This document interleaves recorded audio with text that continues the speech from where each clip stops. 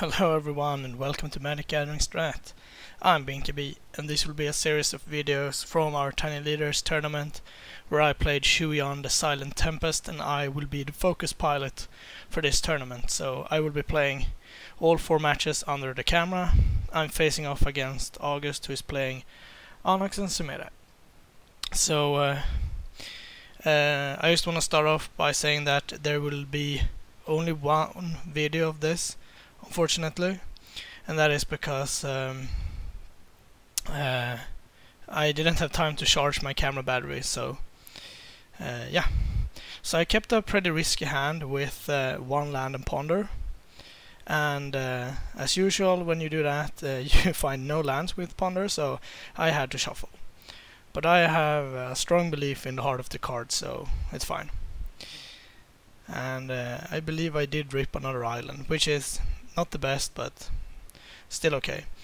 The bad thing is that I kinda really need red mana in case of, for example, a Mother of Runes, which just so happens to be August play, so it's kind of annoying.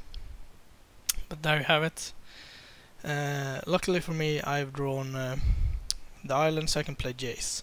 Now if Jace gets smoked, then I'm toast, basically. Then I will be too far behind to catch up.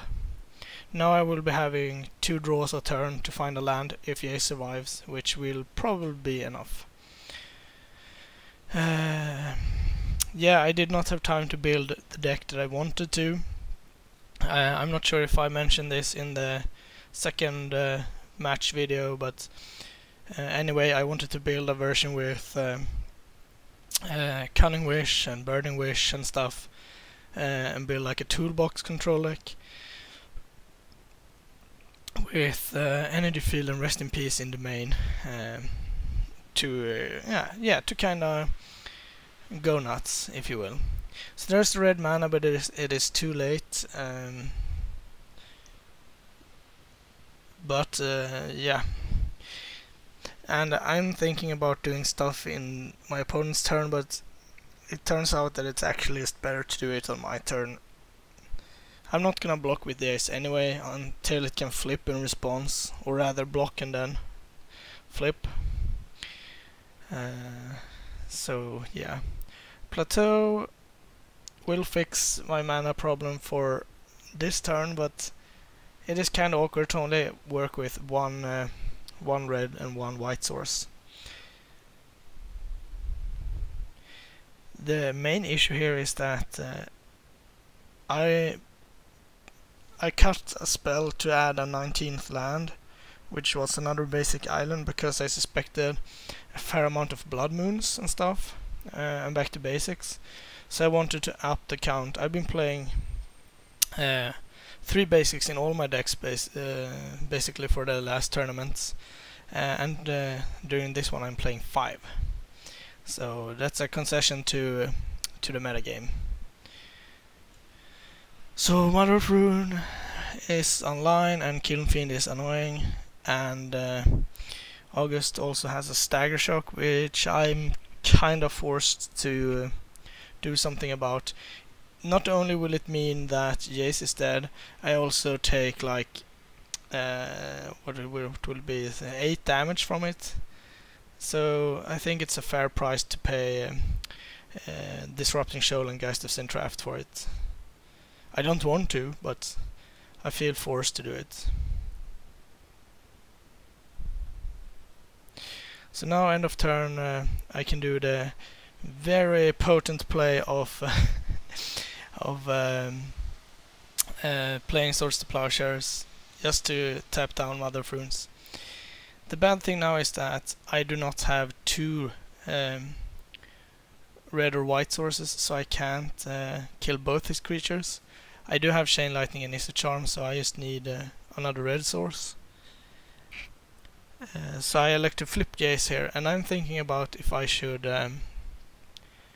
flip him and plus him on the Kiln Fiend, but that means that the Kiln Fiend will be a -1/2, and any spell brings it up to 2 power, so a Chain Lightning or Lightning Bolt basically anything kills Jace, and I really want to get some value out of him. So after some thought, I reached the conclusion that flashbacking a Ponder is the best thing I can do, and I'm not happy about that, because now I really need to hit a red source, and I hit Wasteland, Spell Snare, and I do not recall the last card, but it was horribly bad. So there was nothing for me in the top 3. So it's once again shuffle with Ponder. And I guess that's kind of the strength of the card. You get to see 3 cards, and if you don't like him, you get to draw a fresh one. But it stings to not be able to set it up better. So now I have to blind draw a red source. And yeah, Sulfur Falls counts. So now I can smoke Mother of Runes with a Chain Lightning and Kilnfin with the Izzet Charm. This leaves me with 1 card in hand though, so I'm pretty empty at this point.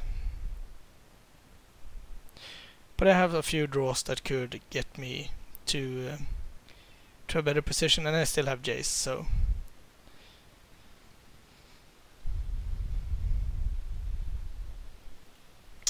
as it turned out, August actually had a Monastery Swiftspear, which he will be playing shortly here.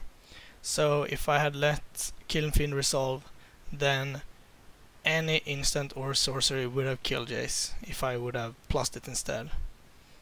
And I would not have 4 lands, so I think the gamble on Ponder was worth it. Despite not being the best payoff that I could have imagined.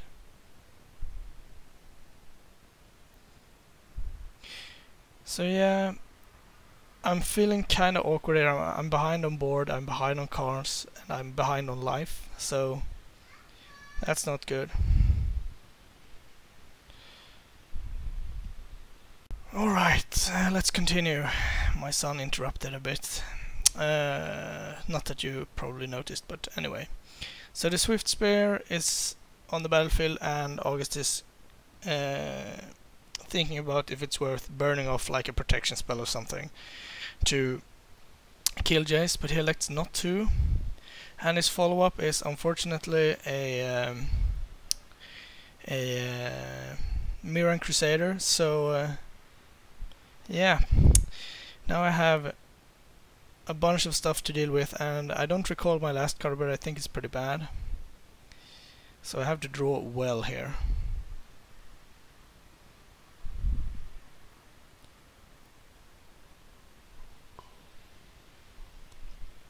And of course, if I can avoid losing Jace, I'm in a pretty good spot. But I think that will be hard.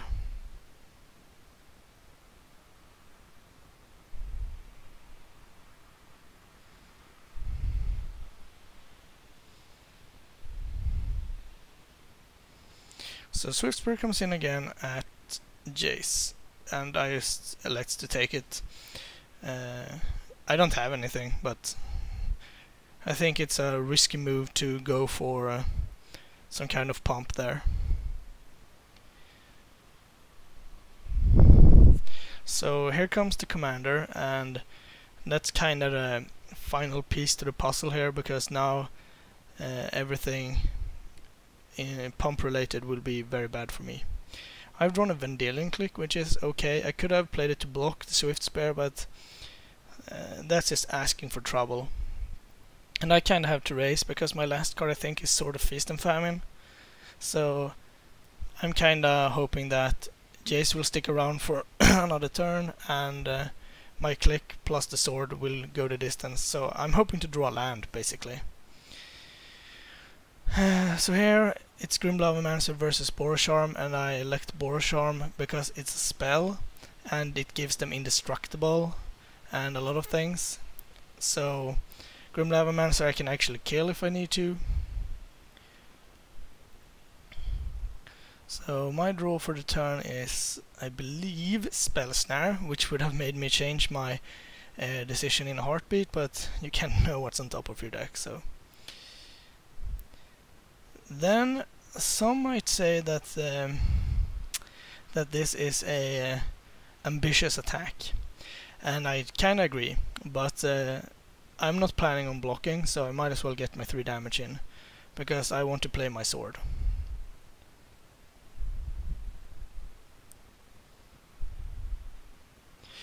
So yeah, now I'm kinda hoping that August will hit a 2-drop that I can counter, just to get maximum out of my turns, because I'm so far behind. So this turn, if no spells happens, Jace dies and I take 1. There's an Abbot of Carol Keep, and I actually allow that to resolve because it feels like it doesn't do anything right now. It might have been correct to counter it, but I'm more afraid of like Lightning Helix or anything of that character. So for me it feels like, well, I'm not that desperate to cast Spell Snare, and next turn I will be able to untap all my lands anyway. So I'd rather keep Spell Snare to protect Vendilion Clique when I equip it. So I draw for the turn, equip my Vendilion Clique, and my draw was actually another sword, which would have been great, for example, last turn, but that's okay. If this could have been a swing with Sword of Fire and Ice instead, I think it would be in great shape. And that's very rare, I have to say. So now I know that a pump spell and I'm basically dead. Or rather, any spell that targets boosts the team for my opponent by 1,000,000. And even if no boost happens, I will take 10 damage, so I'm kinda just hoping that my opponent will break.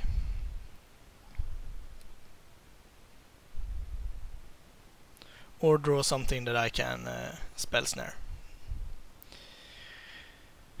And Precinct Captain fits the bill, because now if I can equip and bash and draw something of relevance, I could actually stabilize from here. The problem here is that I don't really know what I'm supposed to do with the sort of Fire and Ice trigger, and I pondered over this for a long time actually. That I have to attack, that is clear. I mean, it's too good. I played a tapped land also because it untaps afterwards. So I get in for a big chunk of damage, and then I get to untap. Then what do I kill?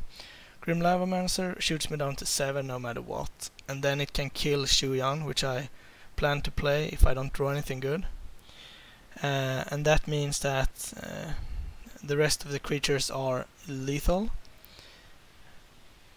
if anything happens, which is basically the same thing. I mean, if I kill Grim Lavamancer, August has lethal if he draws a spell. If I kill Mirror Crusader, August has lethal if he draws a spell. So it kinda doesn't matter, but I ultimately decide to kill Grim Lavamancer because if I fail to, if I don't die next turn, I would rather him have a normal ground creature than a one that shoots. So I decided to go for Grim Lavamancer ultimately. And I'm not sure if that's correct or not, but yeah, it felt like, because now I get to play Shu Yun and equip. Oh, I actually forgot to draw a card. Huh. That doesn't happen very often, but oh well. Wonder if that would have saved me. August, however, draws Reckless Charge, so it's 2 spells, 2 triggers, so it's a massive pump in power and trample, so it's over.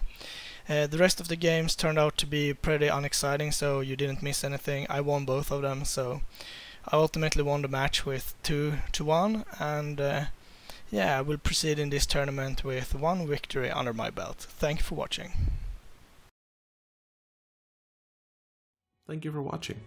Please like and subscribe, it really helps us out. You can find us on Twitter at MagicGathStrat, Facebook /MagicGatheringStrat, or on the web, magicgatheringstrat.com. There you can find articles and free prize-supported leagues.